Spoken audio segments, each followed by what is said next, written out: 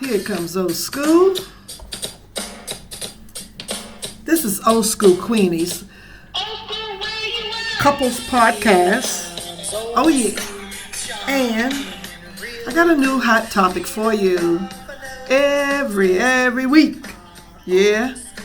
I'm cutting my music down now. I'm coming at you live from my studio. Yeah, my little small apartment studio. And thank you. I want to thank you. I want to thank you for tuning in. So as I was speaking earlier, or at another time, that most of my couples relationship type topics is for subscription only. So you have to get an Apple subscription. But sometimes, every now and then here, we got the news that I have to report for free. And I'm going to share my poor people's news to you, to us, for us, and our history for us to learn about what's going on in the world and all around our area and our neighborhood and all like that. So, thank you again for tuning in, and take a listen. Take a listen at the latest. Take a listen at what I captured for you, for us poor people, for us, for all of us to share and learn our history as well. Thank you again. Yeah, this is old school to your new school. Some of us were just children when we left Africa. Too young to understand why our parents took only what they could carry in their hands, on their backs and in their hearts, and walked away from everything and everyone they knew. We didn't understand the fear in their eyes when the plane took off. We didn't understand the silent tears they tried to hide as the land disappeared beneath the clouds. All we knew was that we were going somewhere better. But nobody warned us about this part. America is the land of opportunity, but it is also a test. Our parents came here with hope that their children would have the life they never had. But growing up here, many of us got lost. We went to school with kids who had everything. Nice clothes, nice houses, new phones, money. We didn't want to be the African kid, so we changed our voice, our style, our behavior. We hid who we really were. At home we were African. Outside we tried to be American. Inside we didn't feel like we belonged anywhere. And some of us learned about America the hard way, in the streets, in fast money, in problems, in trouble. Not because we were bad kids, Benaki, but because we were lonely kids trying to find acceptance and identity. Our parents were working night shifts, early shifts, double shifts, cleaning offices when everyone slept, packing boxes in warehouses, standing on tired feet for hours, so we could have food, school, shoes, and a future. And while they were breaking their backs for us, some of us were breaking their hearts without realizing it. A mother is sending money back home to feed family in Africa and feed her children here, carrying 2 worlds on her shoulders every single day. A father is lying to his old friends back home, saying his child in America is doing great, even though he goes to bed every night not knowing. Cousins back home say, "You're lucky, you're in America." But they don't see the pressure on our chest, the identity crisis in our mind, the silent battles we fight every single day. And here is the part nobody says out loud. A single decision, one mistake, one bad decision, one wrong place at the wrong time, can change your entire life forever. Friends will move on with or without you. The streets will replace you the second you're gone. But family will carry the pain forever. And through all of it, the pain, the confusion, the mistakes, one truth never changed. We are loved. Our parents crossed deserts, oceans, refugee camps, borders, not for themselves, but for us. Not so we could be feared in the streets, but so we could be safe. Not so we could just survive, but so we could become something bigger. So to every African kid in America who feels lost, misunderstood, angry, alone, who thinks friends are more important than family, who thinks the streets will pay more than a job, listen, that is not why we were brought here. And if you have already fallen, if you've made mistakes, gotten in trouble, or hurt people who love you, hear this clearly. You are not a failure. You are not broken. You are not worthless. It is never too late to change your life. You don't need to prove anything to your friends.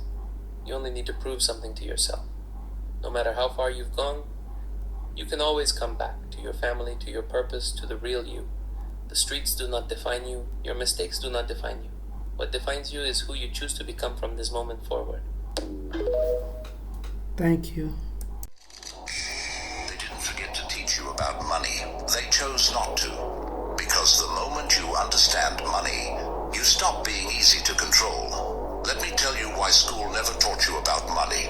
I'll oversimplify, but pay attention. There was a time when education prepared people for real life. How to earn, how to save, how to build something of their own. Then something changed. The people who design education realized a dangerous truth. Financially independent people don't obey easily. So they removed the most powerful knowledge from the system. Not by accident, by design. They taught you algebra you'll never use, made you memorize the mitochondria, forced you to recite dates of wars you didn't fight. But no one explained compound interest. No one explained credit score. No one explained taxes, leverage, or building assets. Because that knowledge creates options, and people with options are hard to control. They don't need owners, they need workers. They don't need entrepreneurs, they need employees. So the path was laid out for you. Graduate, take on debt, get a job, stay quiet. Repeat for 40 years. Anyone who understands power knows this truth. An educated population is dangerous. So they gave you a degree, but not real-world skills. A certificate, but not financial literacy. Now you're 25, drowning in debt, working paycheck to paycheck, and no one ever told you what a Roth IRA is. That's not because you're stupid. It's because you were miseducated on purpose. Why does unity only become a problem when it's black nations doing it? Every time the Caribbean tries to move together, somebody suddenly gets nervous. ECO was a threat. CARICOM too political. African Union partnerships destabilizing. But when Europe links up, it's called cooperation. When America forms alliances, it's defense. When Asia builds coalitions, it's economic growth. So why do the rules change when the skin tone changes? If you're not sharing this, you're doing exactly what they want. Forgetting that the world prefers black nations divided, silent, and competing for scraps. Look at the record. When Grenada reached out to Africa, they invaded. When Haiti beat Europe, they punished us with sanctions and shame. When the Caribbean tried a shared market, they flooded us with foreign goods to kill it. Every attempt at unity has been met with fear, sabotage, or debt. Ask yourself, why is it dangerous when black nations cooperate? Why do they only preach solidarity when it keeps us weak? And who really benefits when we stay disconnected? Because deep down, they know what our ancestors knew.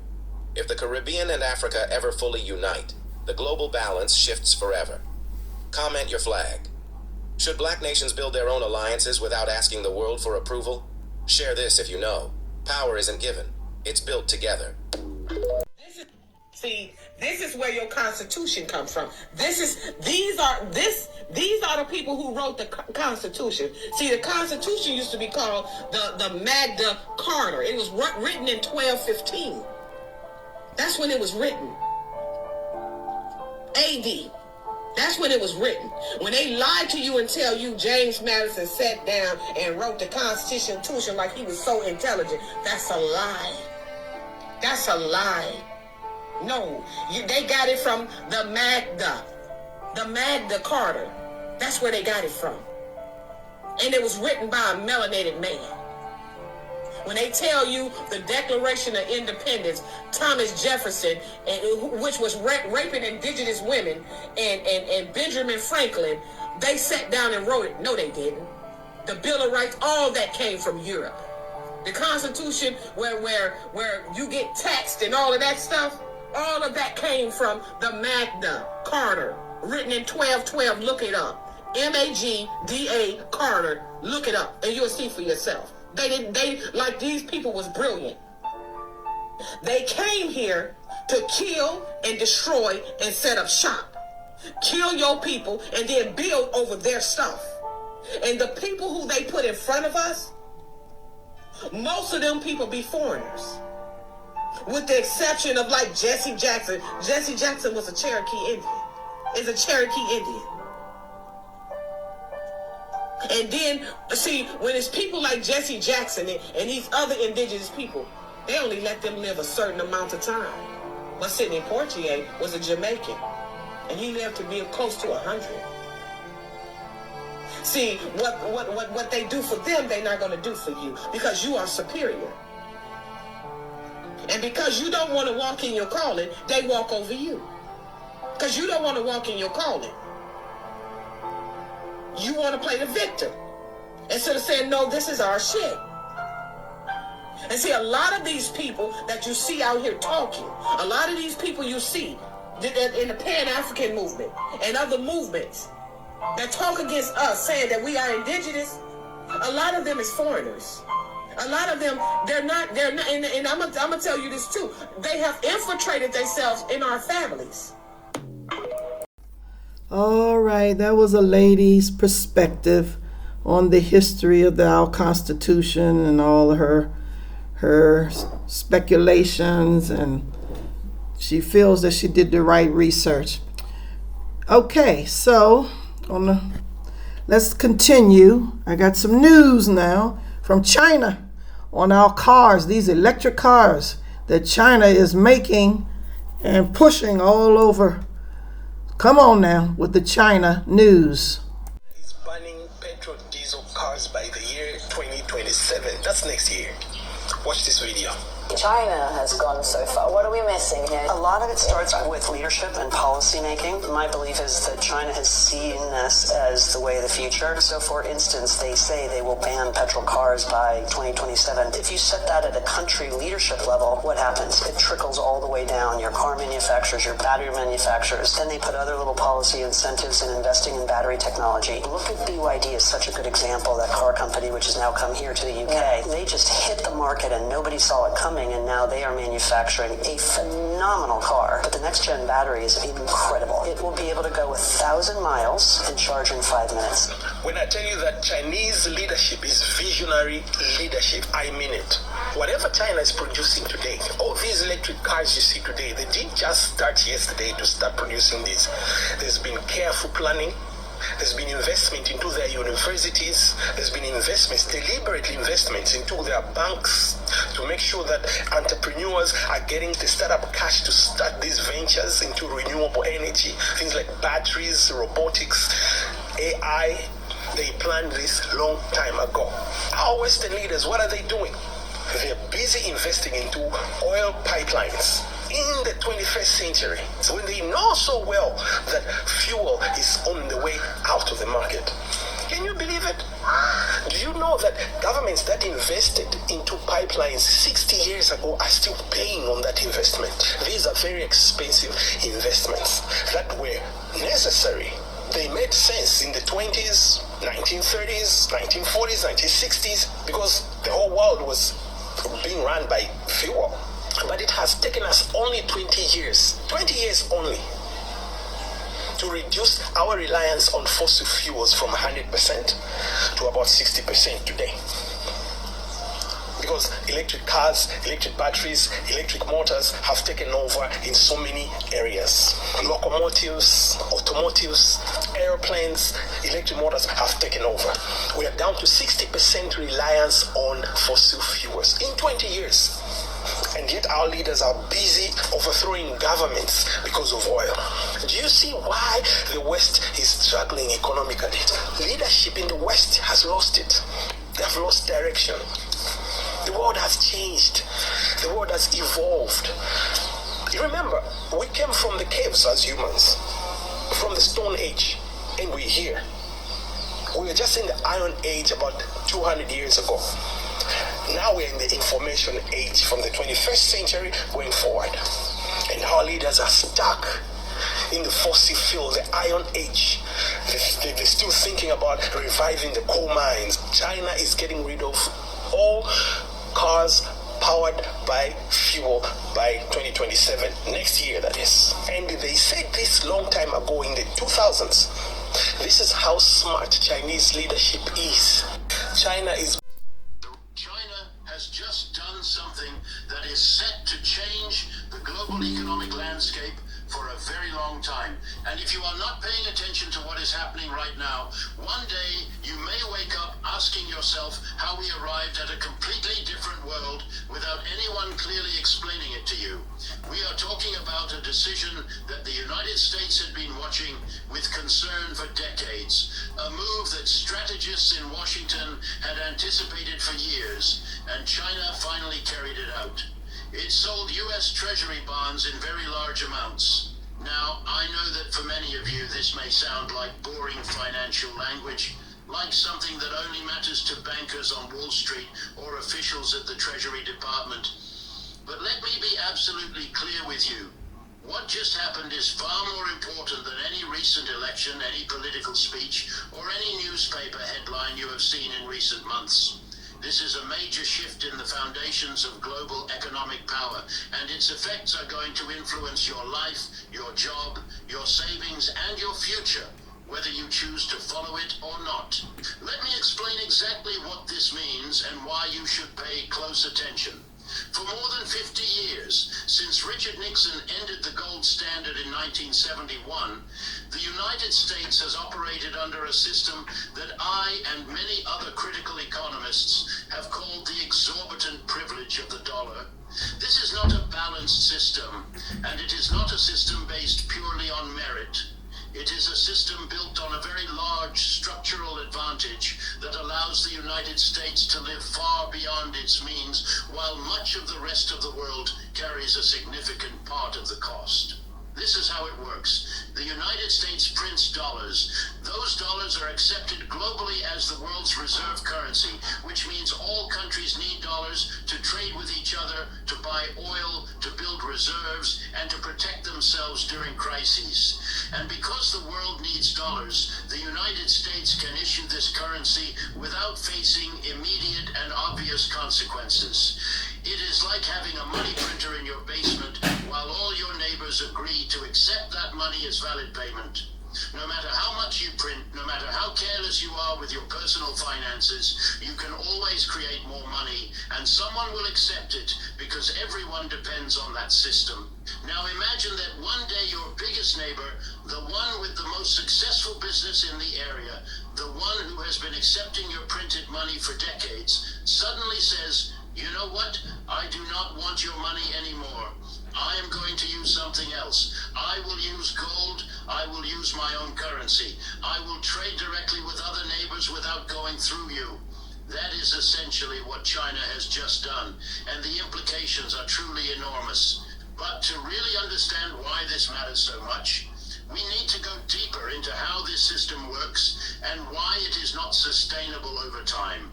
I have spent decades studying capitalism, its crises, and its internal contradictions, and I can tell you that the current system of the dollar as the world's reserve currency is one of the largest economic distortions in modern history.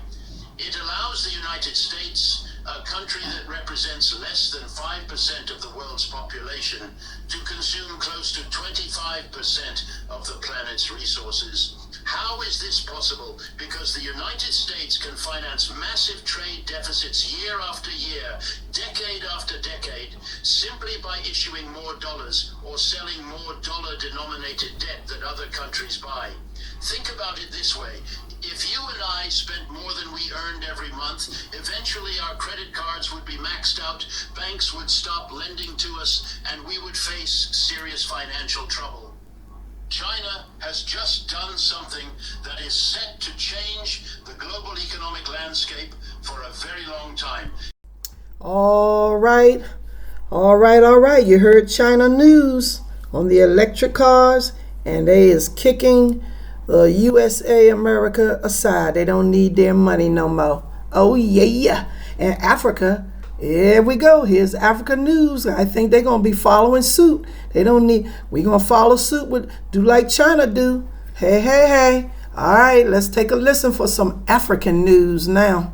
United States of Africa News Network. I am Akosua Prempe, broadcasting to you from the heart of our united African spirit.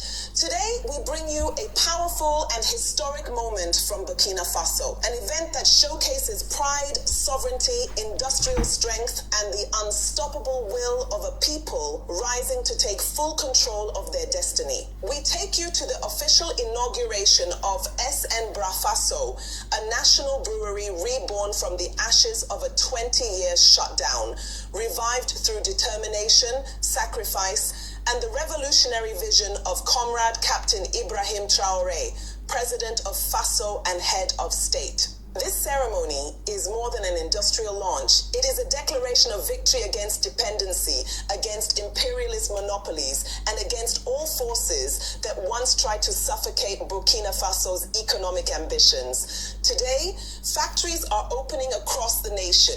Ouagadougou, Bobo Dioulasso, Bamfora, Yako, Pabre, Lango, Kagampela, and the momentum continues as Burkina Faso steps boldly into a new era of industrial independence. In this edition, you will see the speeches, the symbolism, and the emotional moments that mark this inauguration. Moments that remind every African that when leadership is patriotic and the people are united, nothing is impossible. Before we continue, I invite you, my brothers and sisters across Africa and the diaspora, to subscribe to our channel, like this video, share it widely, and leave your powerful comments. Your support strengthens our mission to connect all Africans, to uplift our continent, and to build the United States of Africa in unity and truth. Why is it that we are here in Ghana? There is a military base here that American soldiers can walk in, no passport, no ID. They walk right through. If they commit crimes, they rape women, they kill women. No policeman in Ghana can touch them. Why? Where is the Ghanaian military base in the United States? Where is the French military base? Where is the Burkina Faso military base in France? Where is the Nigerian military base in Russia? Every superpower is building bases throughout Africa. Where are the African military bases in those countries? As I say some of these things, it's almost like it's a joke. I like Nigeria, you know. Nigeria said when the US government increased their visa to $250 to get a visa to go to the United States, Nigeria said, no worries, you also have to pay $250 if your people want a visa. But when I wanted to go to Namibia, I was shocked. Namibians pay about $170 to get a visa to go to the United States, but Americans, when they go to Namibia, nothing, zero, not a penny. Just come. Now guys, let's have a serious conversation here. Who is stupid? Whose problem is it? We are the problem. What is leadership doing? Leadership is doing nothing. Leadership is sitting on sheer stupidity. Stupidity that is causing us havoc. The same people who are abusing us, taking advantage of us, exploiting us, they are laughing at us because we are jokers. In our parliaments. And that is why you see what's happening in Burkina Faso, what's happening in Niger, what's happening in Mali. The youths are saying, now we know. Now our eyes are open. Now we know who the real problem is. Yes, we know the enemy as the former colonizers. We know the enemy as the multinationals who are in our countries, siphoning as much as they can. Yes, we know the NGOs are nothing but wolf in sheep's clothing. Yes, we know some of the embassies are no good. They are there to make sure that the instability in our countries continue. We know all that. However, we also know that our leaders could stop it. So yes, it is that the youth are rising. Yep. The youth are saying, you leaders, if you do not do the right thing, we will replace you. That's right. Come on. So we need more Traores in Africa. What's happening in Burkina Faso must be supported. Yep. What's happening in Niger must be supported. What's happening in Mali must be supported. The youth of Africa are sick and tired of being sick and tired. Yep. The issues of the root must be addressed. World Bank must stop giving us frivolous loans. World Bank must treat Africa fairly. Our ask is a simple ask. We are simply saying to the world, we demand Africa that can be treated fairly. Yep. An Africa that can be treated as equals on the world stage. Yep. An Africa that is free of racism, bigotry, and hate. Yep. Our ask is a simple one. Our position is of stating the facts, stating the truth, constants that do not change. We're simply asking that the world does unto us what they would want done unto them. Amen. Anybody that has an issue that Africa has taken is somebody who is under earth. We want a peaceful world. We want a world that is just. And that is all we're asking. Yep. That is all our children are asking. Our children are saying we're tired Yep. of watching our uranium power 2/3 of France, while they call us a dark continent. Our children are saying we're sick and tired of seeing our mineral wealth fund Western education, while we don't have quality education in Africa. Our children are saying we're sick and tired of seeing our natural resources fund healthcare in the Western world, while we don't have access to that Western world. Come on. So it is the revolution that has been proclaimed. The revolution the likes of Kwame Nkrumah and others had hoped for. While it may have taken us years to get where we are, the unfinished business that our Pan-African fathers started back in 1963 must be completed, and our youth in Africa are acutely aware of that. Yep. The leadership that is not awakening, the leadership that doesn't understand that imperialism no longer has room in Africa, neocolonialism no longer has room in Africa, colonization no longer has room in Africa, exploitation of Africa can no longer continue. A leader who doesn't understand that is a leader whose days are numbered. Yep. The African youth are not taking it anymore. Nope. The African youth are awakened. Yep. Their eyes are open. And they're saying, you either stand up and defend what belongs to us, or we will replace you. Yep. Plain and simple. The unfinished business that our Pan-African fathers, the unfinished business that Kwame Nkrumah and many others started, it must be completed. It must be finished. You and I, we have a responsibility. You make us accountable as your elders. Make your leadership accountable. If your leadership is not accountable, replace them. I thank you. Yep. All right. Yeah, we need to replace these leaders that's sitting up in there and got nothing on their mind and don't know what they're doing. They old and they aging out and they just all about power and not trying to take care of home. It's your home. Take care of your home. And the kids are tired. And I'm right with you, children. I'm right with you. You are the leaders we need is in our youth. Our youth is tired. And I'm sorry, but hey, I agree with everything she said. That's it. We need to replace these old leaders that got their selfish way of thinking. It's not working. Join the AU, Afro Union. Join our Afro Union. All across the world, we will unite. We can unite and back Africa. Yes, we can. Let's come together and join the movement, Afro Union movement. This country can't survive without you. It's never happened in the history of the world. In 1950, America was 90% white. It's not my opinion, it's a fact. I'm not making a racial comment. It's math. So that means when Dr. King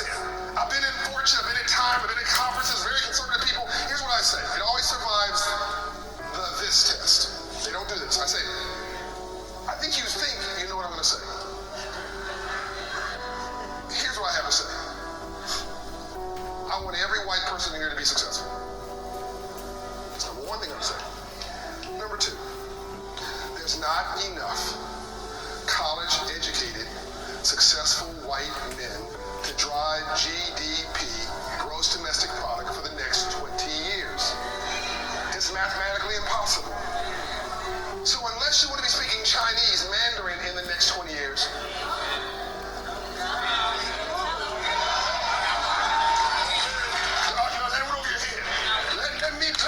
you think you're at a black conference. You think you're at some conference that's about some narrow agenda. That's not what Bishop T.D. Jakes thinks. That's not what the God has endowed. You are the cultural pulse. You have defined culture and cool all over the world. If you say it's cool in South Korea. But what we have not defined, what we have not mastered, is capitalism and commerce. Well, the rules are published and the playing field is level. We kill it. Sports. The arts. Faith. Politics. From slavery to the President of the United States of America.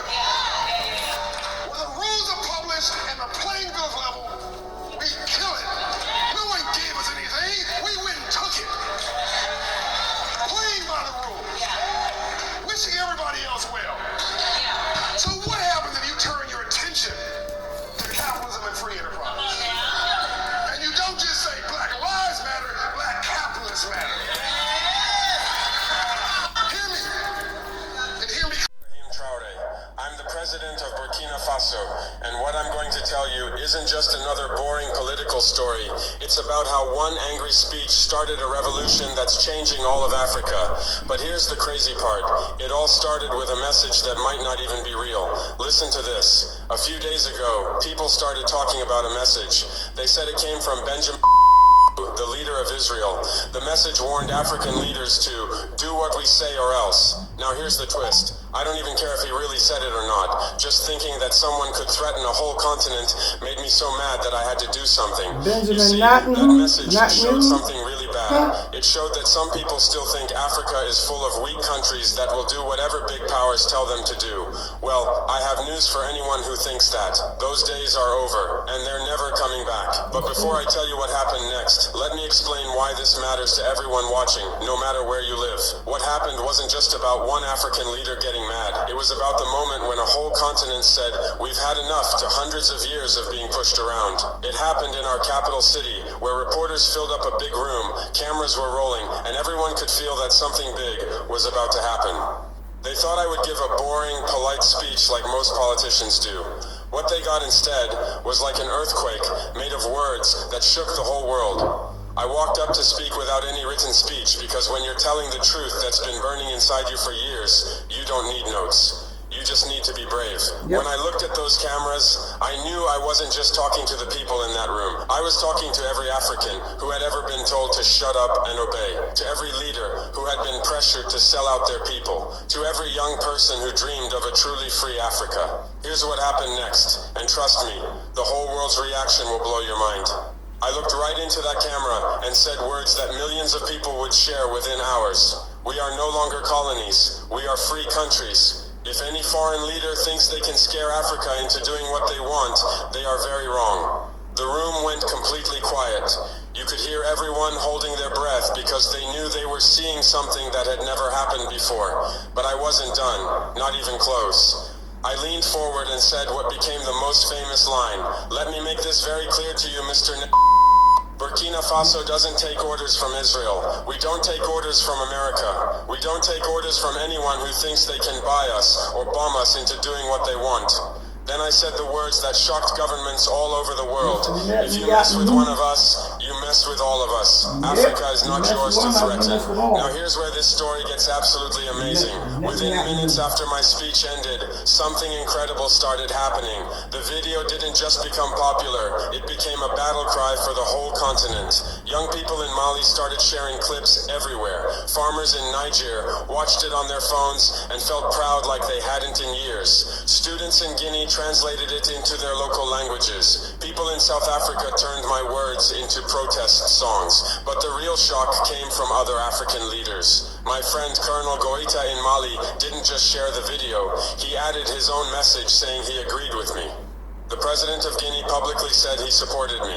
All over social media, hashtags like Africa will not bow and we stand with Traoré started trending not just in Africa, but all over the world. That's right. This wasn't just people clicking like on social media. This was a whole continent waking up, and it had been waiting for someone to light the fire. You might wonder, why did I choose this moment to speak so boldly? Why not handle it quietly, with secret meetings or careful words?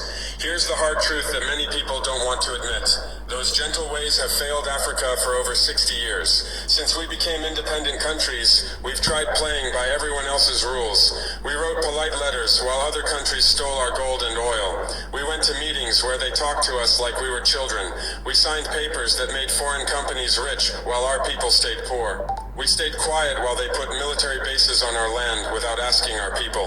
That nice approach brought us nothing but continued stealing, just with prettier words. Yep. When I heard about supposed warning, Netanyahue. I realized it was like every mean message Africa has gotten for hundreds of years. It was like every threat, every trick, every assumption that we would just obey out of fear. And something inside me, something that represents every African who refuses to be scared, just exploded. I refuse to be the kind of leader who smiles and nods while his continent gets disrespected. Thank you. I refuse to smile for cameras while foreign countries make plans to steal our stuff. Thank you. I refuse to stay quiet while anyone, anywhere, thinks they can threaten 1.4 billion Africans. But here's what makes this moment really historic, and why it's making certain powerful people panic. This isn't happening alone. All across our region, something amazing is happening. Mali kicked out French soldiers. Niger got rid of foreign military bases. Burkina Faso ended agreements that helped everyone except our people. We're not just individual countries making separate decisions. We're working together, building something new and powerful. We call it the Sahel Alliance, but it's much more than just military stuff. It's us saying that Africa is ready to control its own future. Yes. When I spoke those words to I wasn't just speaking as the president of Burkina Faso. I was speaking for a growing movement that's changing everything. Oh, yeah. And here's the part that's really making world powers nervous. We're just getting started. The Sahel Alliance is something revolutionary. Africans solving African problems. Done by Africans for African people. We're sharing information, working together on safety, making business deals that keep money in Africa. We're proving that Africa doesn't need foreign military bases to be safe. We need African unity and African strength. But wait, because there's an even bigger picture that's super important to understand. My fight with wasn't really about Israel at all. It was about sending a message to every big power that has gotten comfortable treating Africa like their personal treasure chest. It was about telling America that we won't automatically be their friends in every fight. It was about telling France that the colonial days are truly over. It was about letting China know that working together means being equals, not us being dependent on them. The response, or should I say the lack of response, has been very telling. Israel's government stayed completely quiet. No official statement, no diplomatic complaint, no explanation about whether actually made those supposed threats. That silence tells us a lot about how unprepared they were for an African leader to publicly challenge them. The Western media tried their best to ignore the story completely.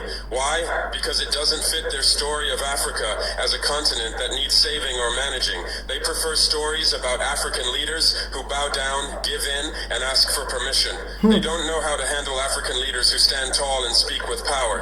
Social media doesn't have bosses who can hide stories. Young Africans shared my speech millions of times, translating it into dozens of languages, adding their own thoughts, turning it into art, music, and poems. They turned my words into a continent-wide conversation about respect, freedom, and the future we're going to build together.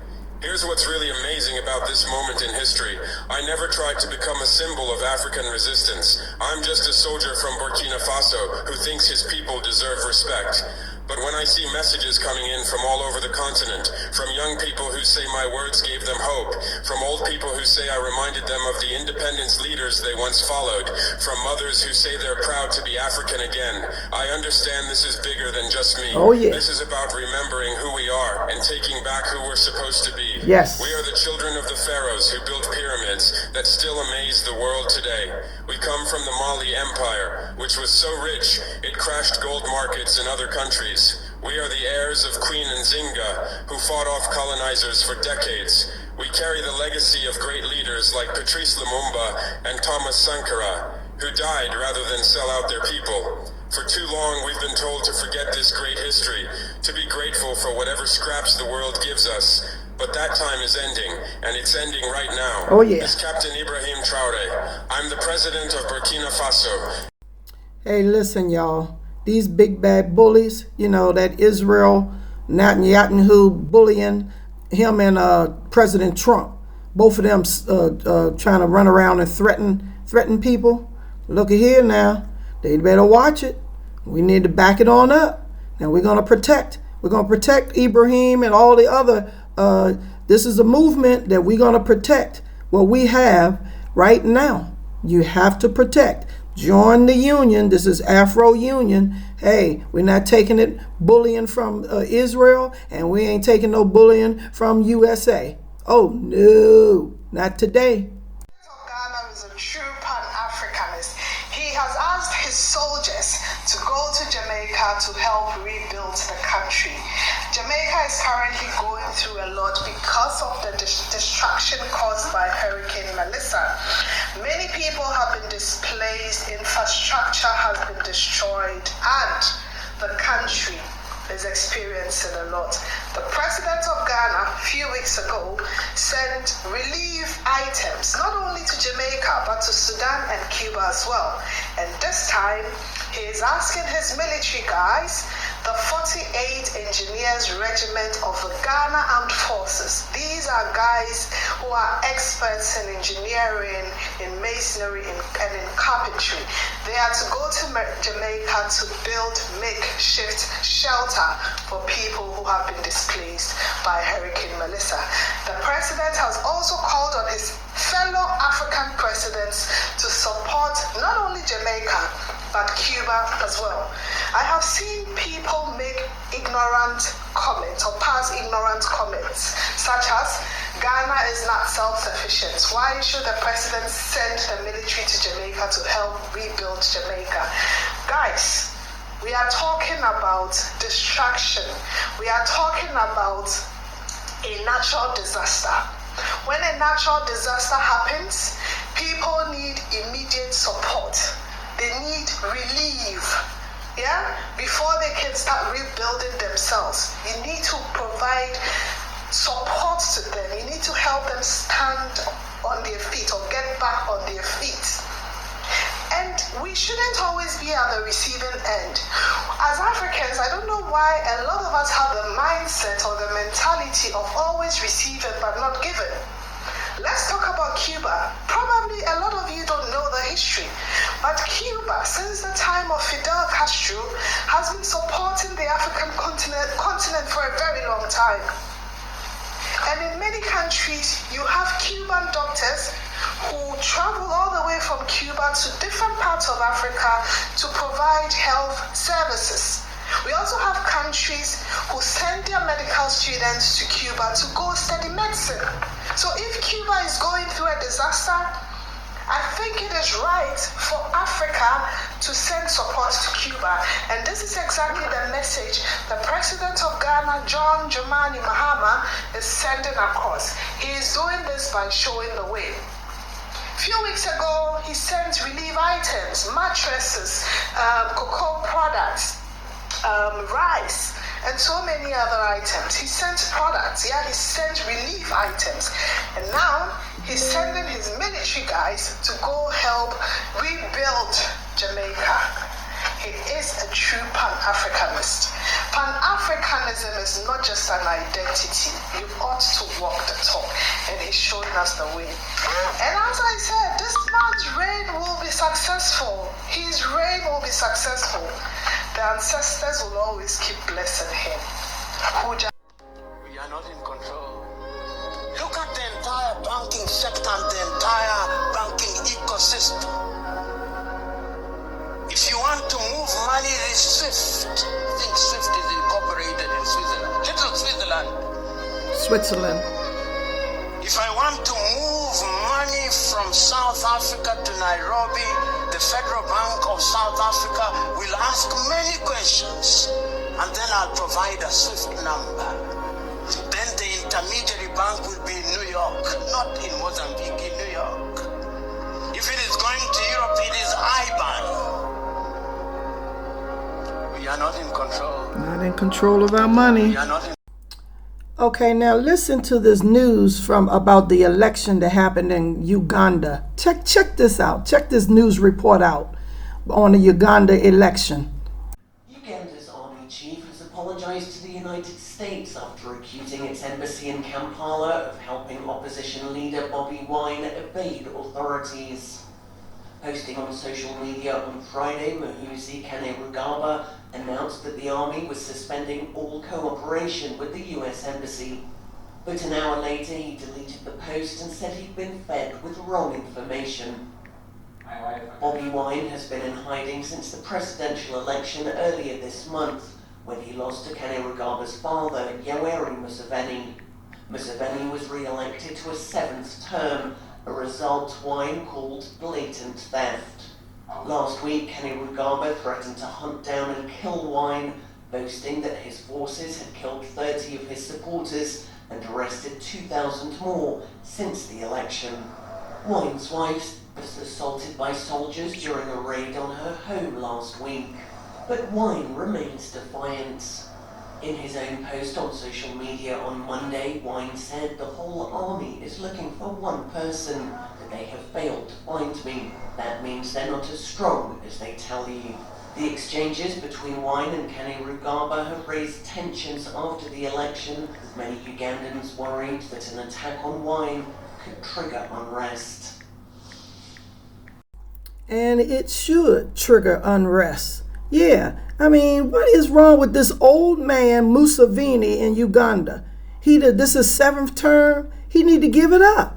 I don't care. He need to give it up. He old. He's out of touch with reality on what is going on in the world today. Muselveni, and then he's acting like a bully, threatening a candidate just because he ran against him. What kind of crap is that? We didn't. Obama and Trump. They didn't have this fighting and threatening of a candidate for each other to run for office. Oh my God! So Bobi Wine has got to be in hiding because he was brave enough to try to be elected as the president because he ran for office against this old man that's been in office for 7 terms. It's time for you to go, Muselveni. It's time for you to go. Muselveni must go. Old leader, old man must go. Let's go. Stop all that bullying and threatening people. Threatening Bobi Wine's wife and his family. How dare you? Past my head with a sound I will never forget. Not a bang, not an explosion. Just a crack and then a whistle. Sharp and clean. Cutting through the evening air like a razor through silk. Then came the silence. The terrible silence that follows when death passes so close you can feel its breath on your skin. My security detail threw me to the ground. Someone was screaming. I remember thinking with an odd clarity that surprised me even in that moment. So this is how it ends. But it didn't end. For 7 days after that failed assassination attempt, I remained silent. Not hiding, not cowering in some bunker while my enemies celebrated their near success. No, I was thinking. Processing. Trying to understand what that bullet really represented and what they were truly trying to destroy. Tonight, standing before my nation and speaking to the entire African continent, I finally understood. They weren't trying to kill Ibrahim Traore. I'm just one man, one mortal human being, who will die someday, whether a bullet finds me or old age does. They were trying to kill an idea. The idea is simple, almost childishly simple, which is perhaps why it terrifies them so completely.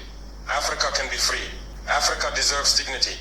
Africans can govern themselves without masters, without puppets, without selling our souls for aid packages that come wrapped in chains. That idea, my brothers and sisters across this magnificent continent, that idea cannot die. Not from bullets, not from coups orchestrated in foreign capitals, not from threats whispered in presidential offices by smiling ambassadors with poison in their briefcases. Ideas die only when we stop believing in them.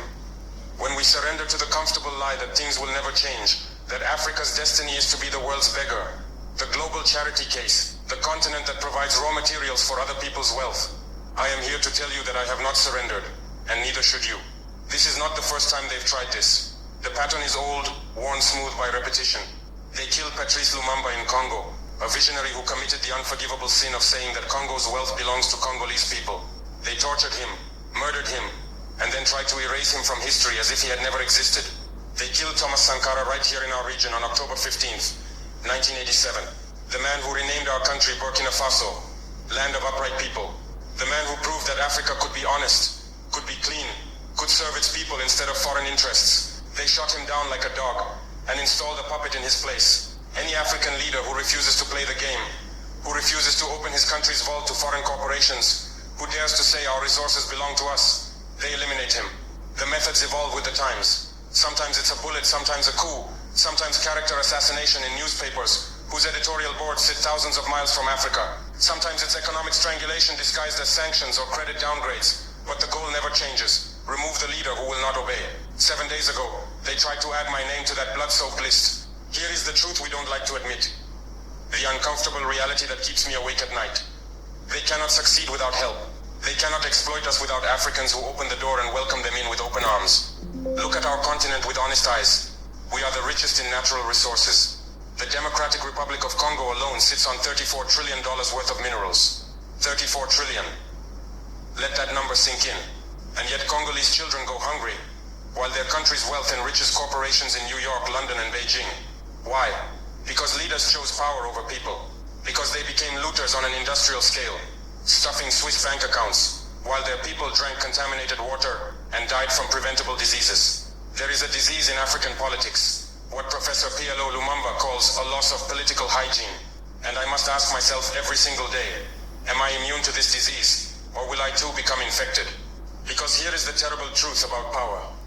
It whispers to you in the darkness. It tells you that you are special, indispensable, that only you can save your country, that any action is justified if it keeps you in control. Every dictator in history started by believing he was different, that he was the exception to the rule.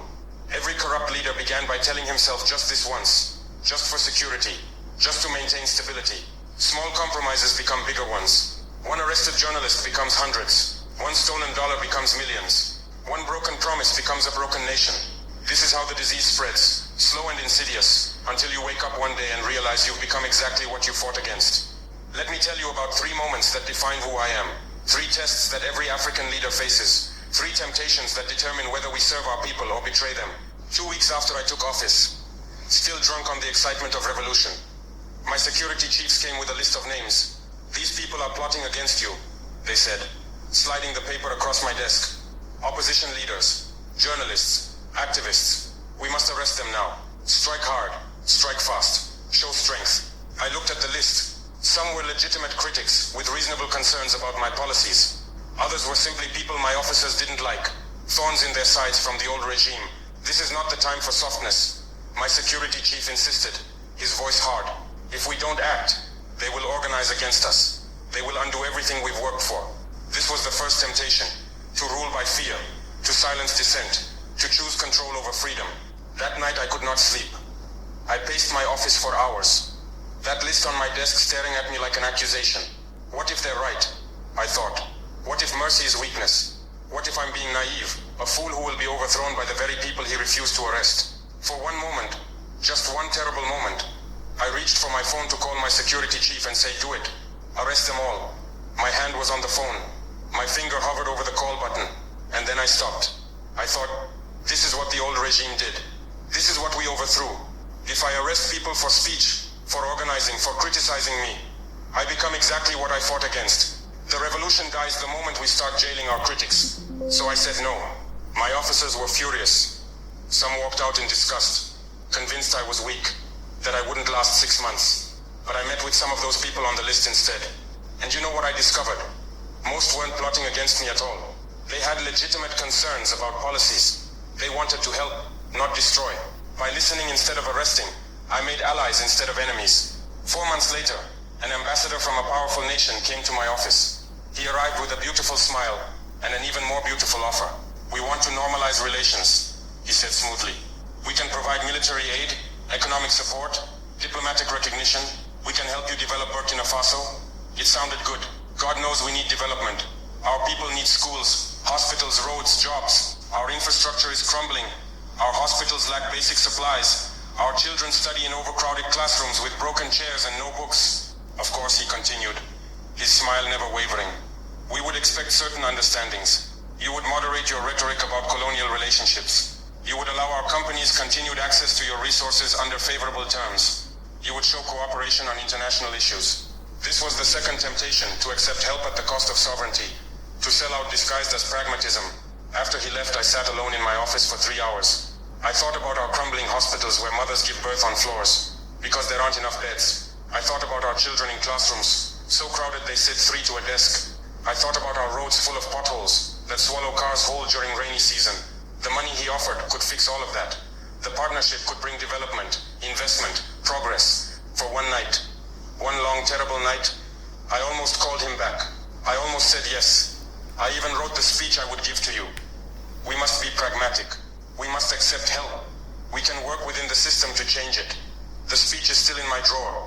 I keep it to remind myself how close I came to betraying you. But I did not make that call. Because I understand there are no free gifts in international relations. There are only different prices. They don't want partnership. They want control with better public relations. I said no. And the consequences came quickly. Aid was withheld. Recognition was delayed. International press called me unstable, radical, anti-Western. My own advisors questioned my judgment. But we chose a different path. They want our gold. We will sell them jewelry, not ore. They want our cotton. We will sell them finished garments, not raw fiber. They will buy processed products, not raw fruit. We add value here. We create jobs here. We build wealth here. 6 months ago, we launched our first gold processing facility in Ouagadougou. For the first time in our history, we're not just exporting raw ore to be processed elsewhere. We're making jewelry, adding value, creating skilled jobs for our people. This is harder than accepting foreign aid with strings attached. It takes longer. But we keep our dignity. 11 months after taking power came the hardest test. One of my closest allies, a man who fought beside me in the revolution, who risked his life for this cause, was credibly accused of corruption, taking bribes from contractors, using his position for personal enrichment. Everyone told me to protect him. He's been loyal, they said. He fought for the revolution. One mistake shouldn't destroy him.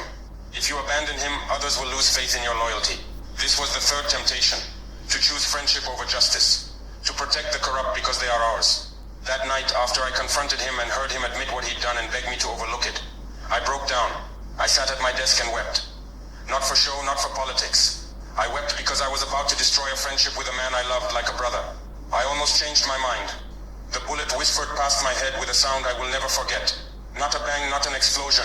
Just a crack and then a whistle. Sharp. I left all my life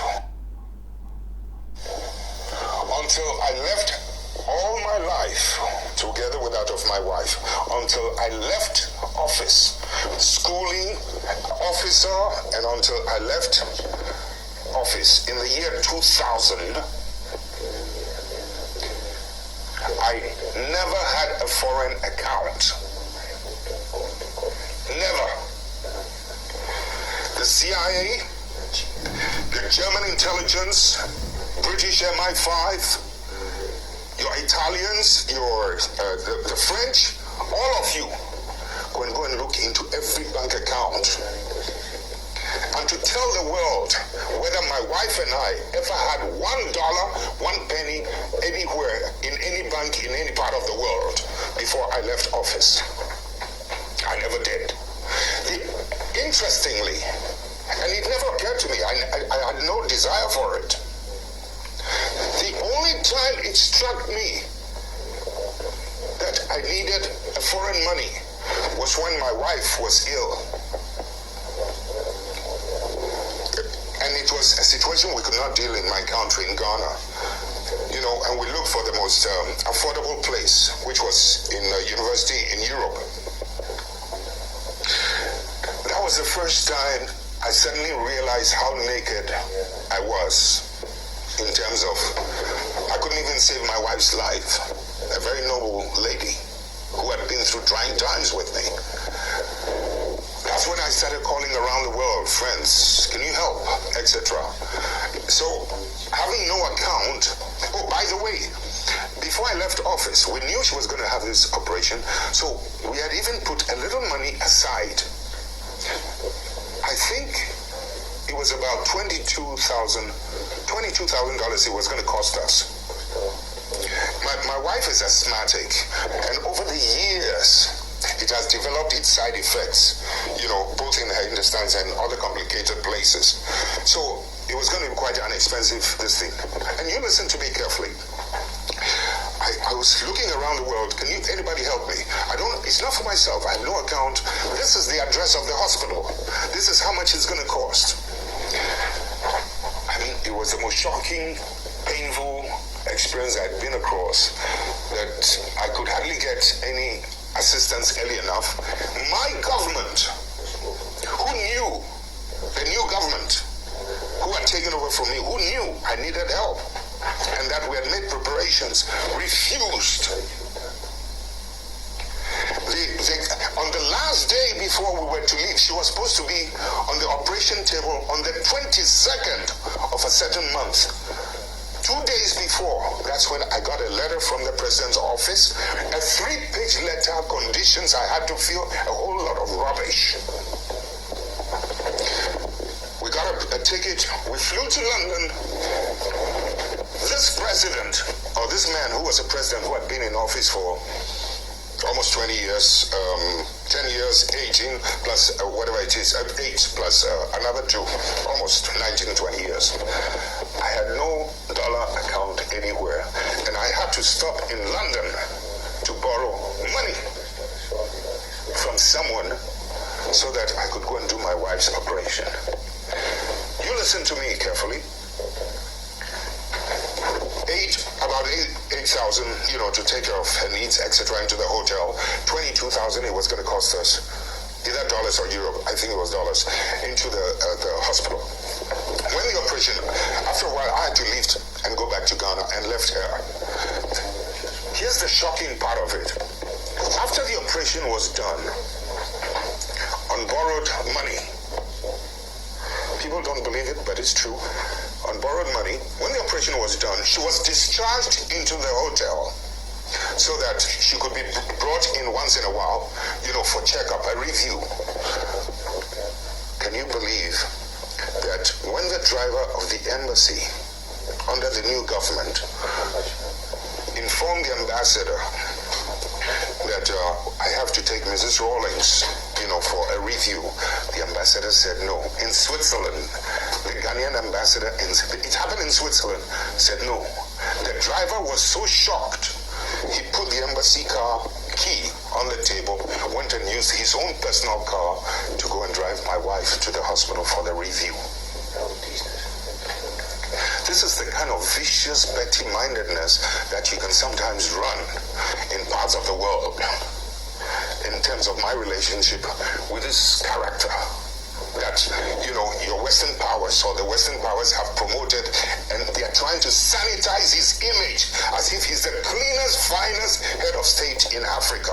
It's absolute rubbish. He's a criminal. He's a thief. He went around telling the world, wrote a letter to every bank around the world that I had stolen suitcases of money into bank accounts. I was trying to kill him, make a coup.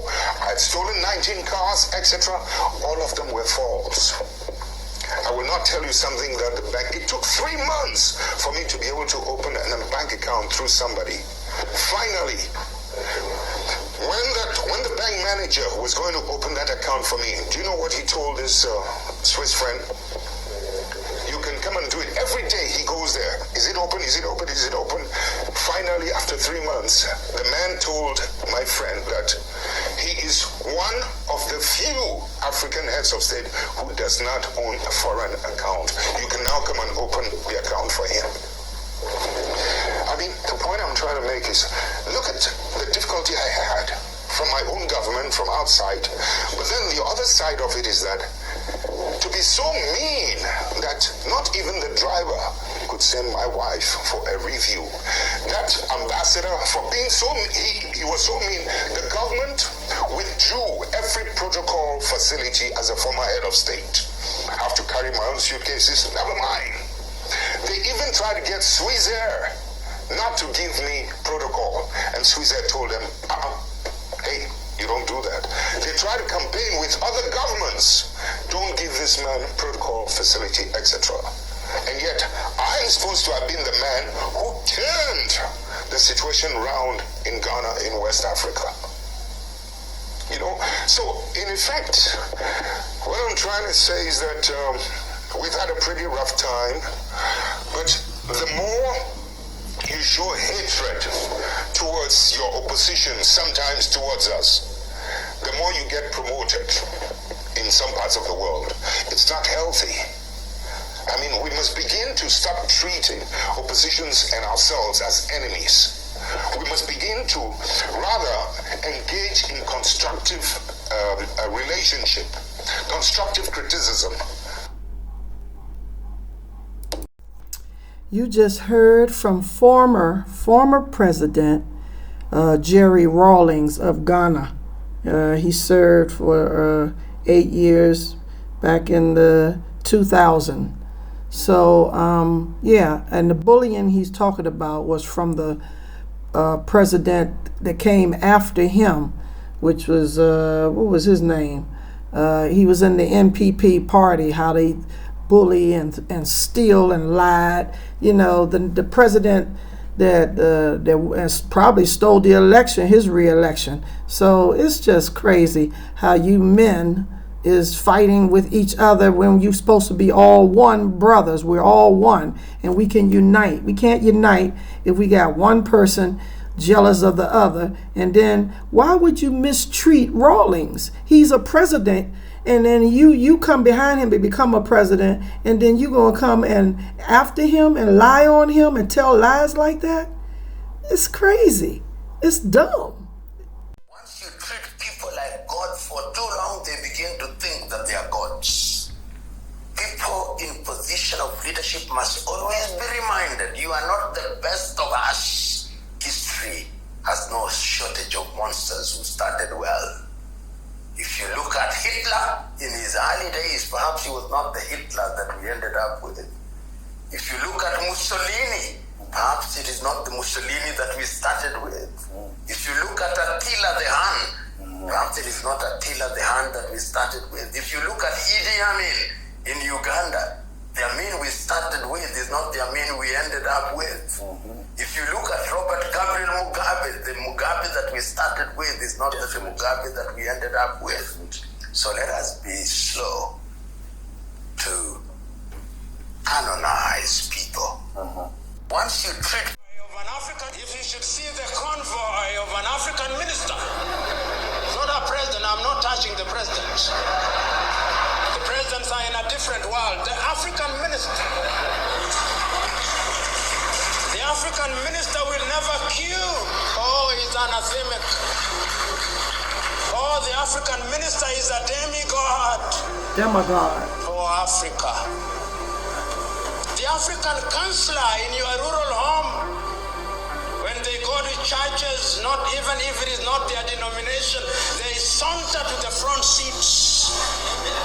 And even our latter-day clergymen will invite them to share their wisdom with the people, even if we know that they are village fools. Yep.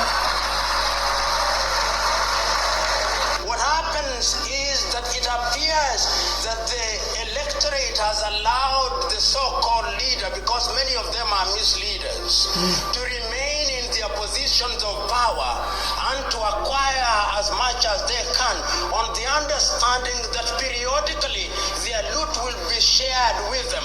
It is some kind of Robin Hoodism of a latter-day kind.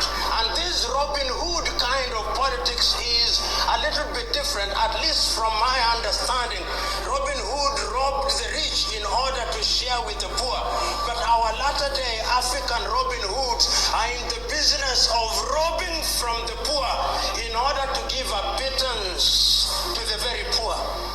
And this is what we are talking about today when we talk about commercialization. So that if you ask any typical African politician, how much does it cost you to be elected into parliament, they'll tell you it is in the millions. It is in the millions. millions, and the millions they spend is perhaps 10 times more than they'll ever earn through their legitimate salaries. And I ask myself, if your salary in 5 years is going to be 1 billion Ugandan shillings, why should you spend 5 billion Ugandan shillings to get into that office? There must be something that we do not see, but you see, and I know what it is. Voice of Africa. Come on. By Africans. In Zimbabwe. So here we are in Zimbabwe, buying our oil from Iraq and Russia, thousands of miles away from here. But right across the Zambezi is oil. The same budget you're using for shipping oil from there, as government wanted to walk across there and develop that refinery and then pump through Zambia or through Kazungula, one pipe on the Zambezi River. Angola is here, Zambia is here, Namibia is here, Botswana is here, Zimbabwe is here. Build a city, a new city right there, and service each other. So look at 5 countries right now sitting on a table and say, you have oil, let's support you. Congo, you have maize and agricultural space, let's support you. Botswana, you have diamonds and jewelry, let's support you. Zimbabwe, you have this. It is this strategic conversation and the weakest link on African unity are our presidents. Because apparently when we become united, they will lose power. So all of them are holding on to their seats. They don't want this thing to happen because some of them even claimed national budgets as their family businesses. When you listen to Joshua Maponga, he keeps asking a question that is too dangerous for African leaders to answer, because the day Africans start thinking like this, the whole structure collapses. How do you explain that Zimbabwe is buying oil from thousands of kilometers away, from Iraq, from Russia, paying for shipping, paying for insurance, paying for foreign exchange, while just across the Zambezi there are resources sitting in Angola, sitting in the region, waiting for Africans to think like a civilization instead of scattered colonies? Why are 5 countries not sitting at one table? Angola with oil, Congo with agriculture, Botswana with diamonds, Zimbabwe with minerals, Zambia with land and energy, building pipelines, building refineries, building cities that serve Africans, instead of exporting raw wealth and importing finished poverty. Maponga says the biggest obstacle to African unity is not the people, it is the presidents. Because the moment Africa unites economically, power shifts from individuals to systems.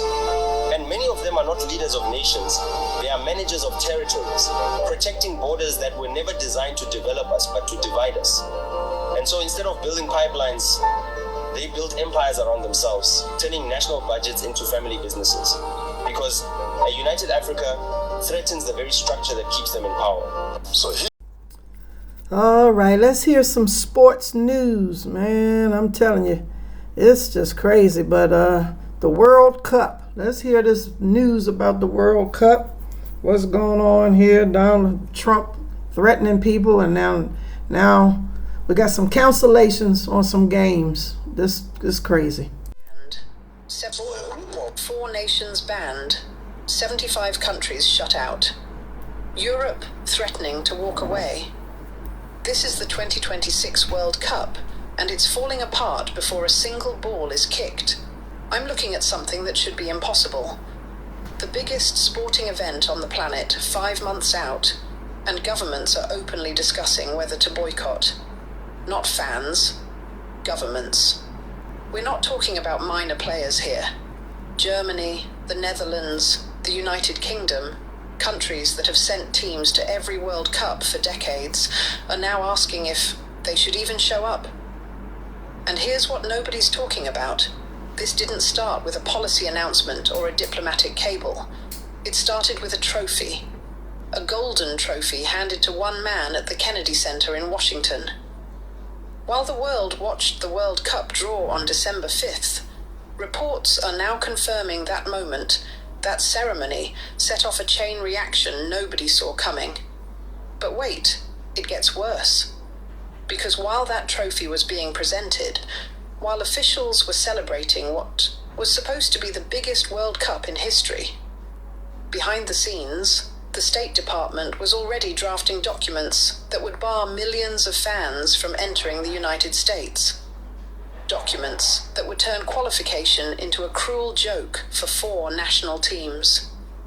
Documents that would make this tournament the most politically divisive sporting event in modern history. Let me show you how deep this goes. The tournament was awarded to the United States, Canada, and Mexico in 2018.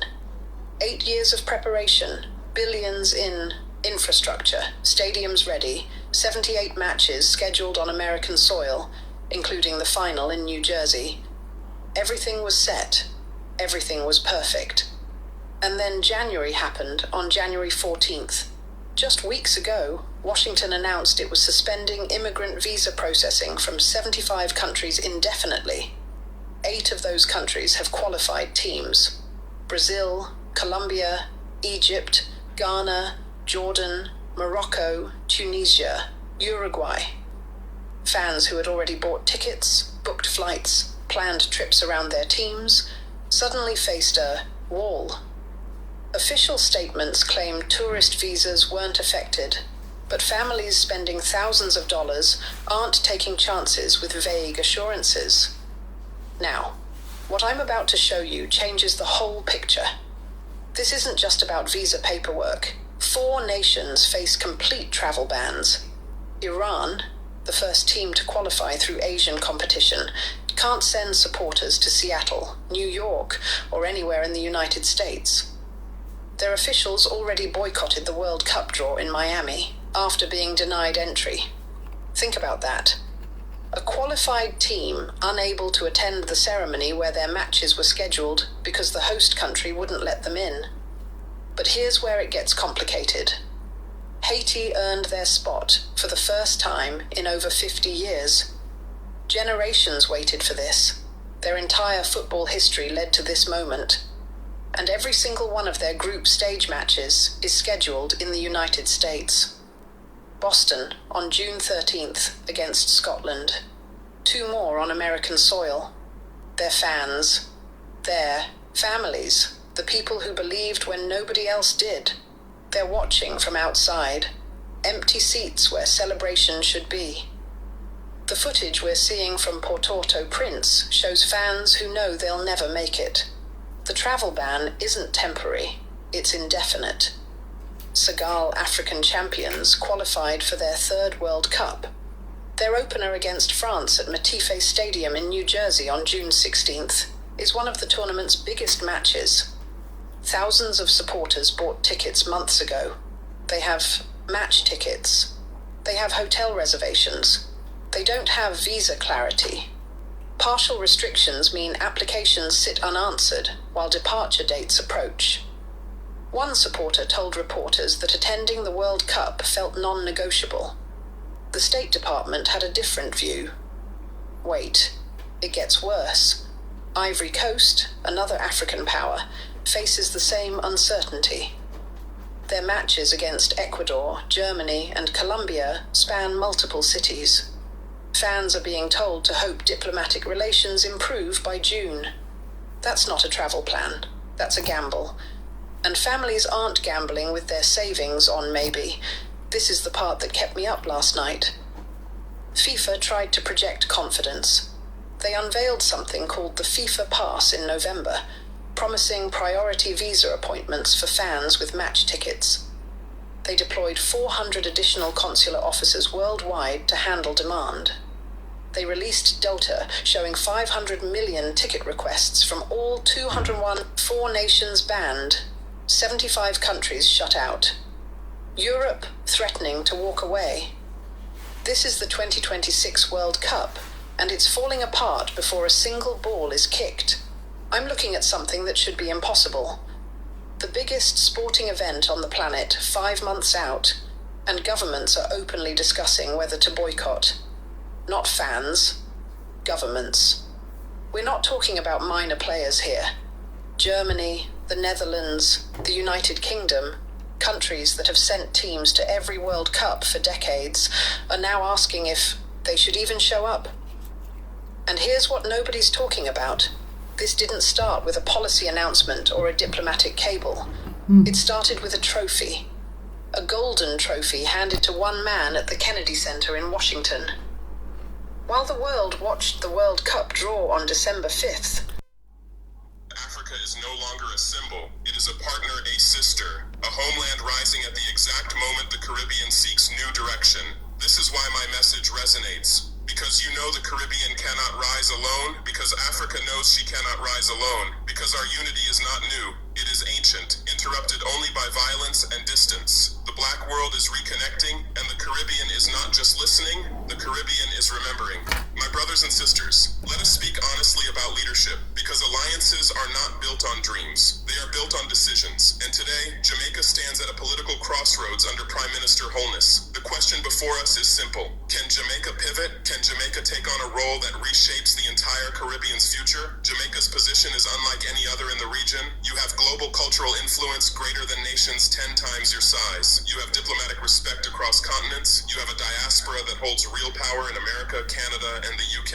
You have youth with unmatched creativity and revolutionary spirit, and you have a strategic location that makes every global power watch your moves with interest. And Fear Holness understands this. He knows Jamaica is a gateway.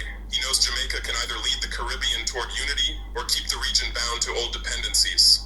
He knows Jamaica has the potential to be the ignition point for something larger, a new pan-Caribbean alliance with its own vision, its own sovereignty, and its own economic backbone. But can he pivot? That depends on whether Jamaican leadership is willing to break from patterns that have shaped Caribbean politics for decades. Let me speak plainly. Foreign nations have always preferred a fragmented Caribbean. Small islands, divided interests, individual debts, isolated challenges. It is easy to control a region when its countries are not aligned with one another. A strong Jamaica threatens that balance. A Jamaica looking toward Africa instead of old colonial partners threatens that balance. A Jamaica pushing for regional unity threatens that balance. And a Jamaica joining hands with Africa, symbolically or strategically, changes the entire geopolitical landscape of the Western Hemisphere. Holness is not unaware of this. He knows a pivot toward Africa could bring trade partnerships, cultural revitalization, technology collaborations, and new economic opportunities. He knows the Caribbean stands to benefit from African energy, African markets, African innovation, and African diplomacy. He knows this alliance could reduce dependence on Western loans, military presence, and political influence. But a pivot requires courage, because every Caribbean leader who tries to break away from foreign control faces pressure, economic pressure, diplomatic pressure, and sometimes even destabilizing tactics. So can Holness pivot? Not alone, not without support from the Jamaican people, not without support from the Caribbean region, not without support from the African world. The people decide whether leaders pivot, not the other way around. If Jamaicans demand stronger ties with Africa, if the youth want pan-Caribbean unity, if the diaspora pushes for new alliances, if Caribbean leaders see Jamaica embracing sovereignty with confidence, then the pivot becomes unavoidable. History forces it. Jamaica is positioned perfectly. You have the influence, you have the voice, you have the identity, you have the spirit. And if Jamaica moves, the entire Caribbean will follow. This is why your era matters. This is why the world watches Holness. This is why the question is bigger than politics. It is about destiny. Listen carefully. The world is not afraid of Africa alone. The world is not afraid of the Caribbean alone. But the world is terrified of what happens when Africa and the Caribbean begin to think, move, and build together. Why? Because together we form a global economic power block that breaks the foundations of the current world order. Let us break this down with clarity. Africa holds the world's resources: gold, diamonds, bauxite, cobalt, lithium, oil, natural gas, fertile land, fresh water, the minerals and materials that power every major industry. Africa is the engine of global production. The Caribbean holds the world's access points: strategic ports, critical sea routes, airspace that connects hemispheres, tourism economies that generate billions, diaspora populations in key Western cities. The Caribbean is the gateway of global movement. Together, we hold unmatched cultural power. Africa births rhythm, the Caribbean exports rhythm.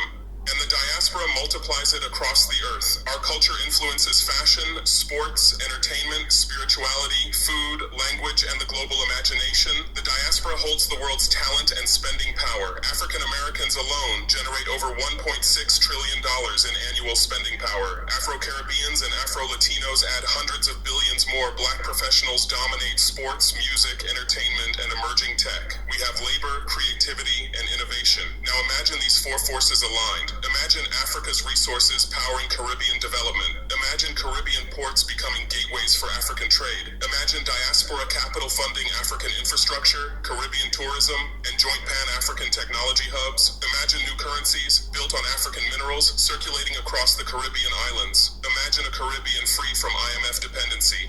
Imagine African goods in Caribbean markets, Caribbean expertise in African industries, and diaspora youth working across both regions. This is the economic power block the world fears, because if Africa and the Caribbean unite economically, Western control collapses, debt leverage collapses, foreign monopolies collapse, exploitation collapses. The world fears what it cannot dominate, and a united Black Atlantic is impossible to dominate. This alliance would create new trade routes, new banking systems, new technology networks, new cultural industries, new political alliances, new military cooperation, new global institutions, new currency systems, all outside of Western command. You see, Africa and the Caribbean were never meant to be weak. They were kept weak, separated by force, divided by borders, conditioned to look outward, never inward. But now, Africa is rising, the Caribbean is awakening, the diaspora is reconnecting, and the world sees the storm coming. Africa plus the Caribbean is not just partnership, it is the return of the Black world to its rightful place in global power. This is why foreign nations push against unity. This is why alliances are discouraged. This is why leaders who speak of sovereignty are attacked, because they know that if Africa and the Caribbean lock arms, the world must negotiate, not command, and that day is coming sooner than they expect. If Jamaica and the Caribbean choose unity, if they choose courage instead of fear, sovereignty instead of dependency, and partnership instead of isolation, the result will not only transform the islands, it will transform the entire Black world. A new Pan-Caribbean alliance would become more than a regional bloc. It would become a symbol, a declaration to the world that the children of Africa scattered across the Atlantic have awakened to their power, and symbols, when rooted in truth, reshape history. First, such an alliance would redefine Black diplomacy.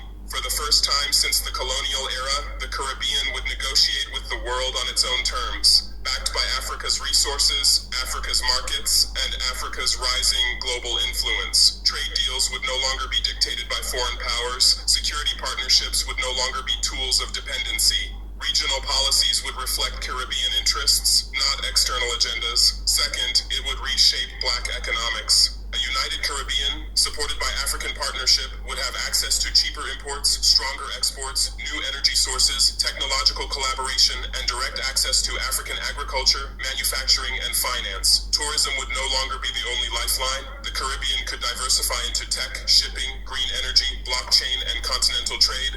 Third, a Pan-Caribbean alliance would give the diaspora worldwide a political home, a place to anchor their cultural identity, to invest, to collaborate, and to reconnect with their ancestral continent through Caribbean diplomacy. For Black Americans, Afro-Latinos, and Black Europeans, this alliance becomes a bridge, not a symbolic connection, but a real one.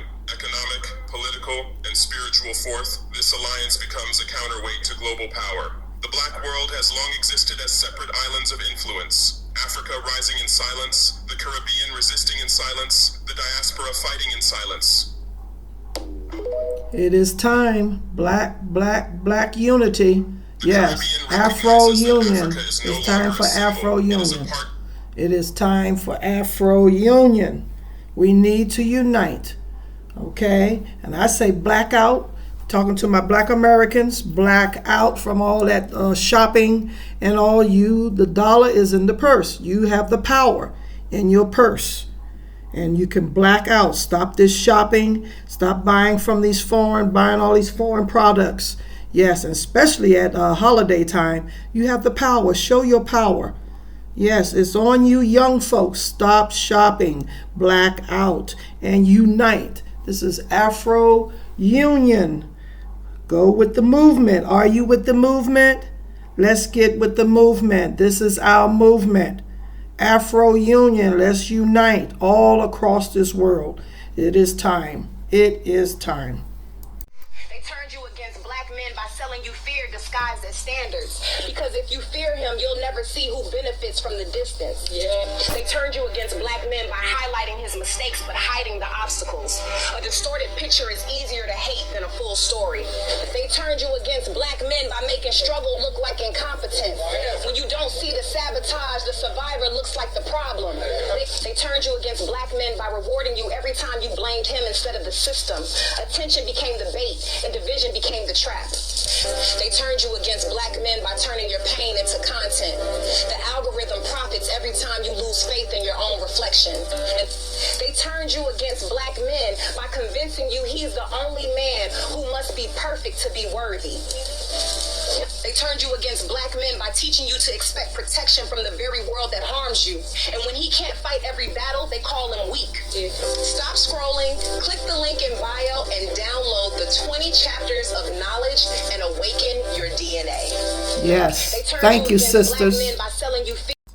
All right, let's hear from Minister Louis Farrakhan. Let him close out on this poor people's news. I hate the country and you tell me I should go back to Africa or I should run to North Korea someplace. Well, I'll tell you, the whole earth is ours. And so we won't have to run anywhere, but maybe if you keep up your foolishness, you won't have any place to run yourself. So, you media people, I need to give a shout out to you because media, you are under control. And as long as the fourth estate is not free, then how will the masses of the people be able to know when their government and their leaders have become tyrannical? Dear believers, don't fear for me or for yourself. And don't go away thinking that they're not going to try to put their hands on me or bring me before their courts. Of course, this is already written and it is in their plans. It's going on now as we speak, but don't worry about that, because all their planning is against themselves, but they don't know it yet, but you will sooner than you think. So if you come against me and try to deceive some of those around me, that a Judas will rise up from among those disciples, well, go right ahead. But I warn you, my Judas brother or sister, the scripture says it would be better that you had not been born, or that a millstone had been around your neck and you had been dropped in the depth of the sea. And those... It's fading in part because of the BRICS. Because the BRICS are saying, we don't need to be under the thumb of a U.S. empire. That's what President Lula said when he was hosting the BRICS this summer. And Trump put on a tariff on Brazil because he didn't like a court proceeding against the preceding president who had tried to make a coup. And so he put on a penalty tariff, and President Lula said, we don't need an emperor, and we're not going to succumb to this kind of pressure. So the BRICS, of which you are an esteemed member, the S in BRICS, remember the 10 BRICS countries: Brazil, Russia, India, China, South Africa, and now Egypt and Ethiopia, the United Arab Emirates, Iran, and Indonesia. The 10 BRICS countries have 46% of the world population. Thank you. And 41% of the world GDP. And they can look at the G7 and say, who are you? And that's what they're doing. So this is the new phase of geopolitics.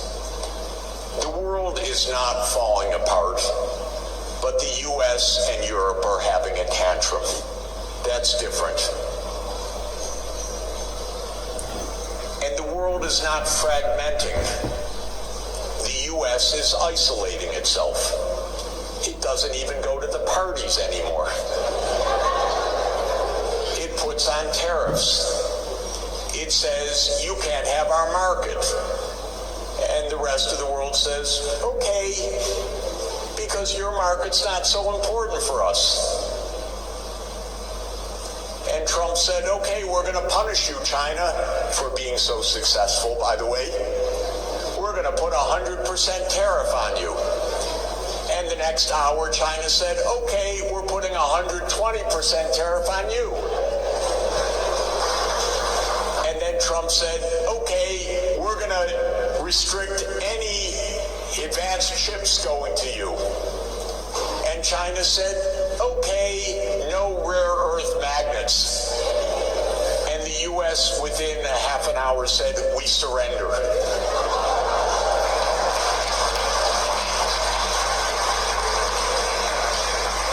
By the way, I had no idea there was anything called a rare earth magnet before all of this happened. Yeah, I forgot I had that clip, so I had to add that one. Well, if you're enjoying my news, Poor People's News, please leave me a comment and join my email list, and you'll get more notifications of what's coming up down the pike for Topic Tuesdays. And again, my couples relationships is only listed on the Apple Podcast, so you can subscribe to my Apple Podcast for those topics dealing with couples and their issues. Thank you again for tuning in.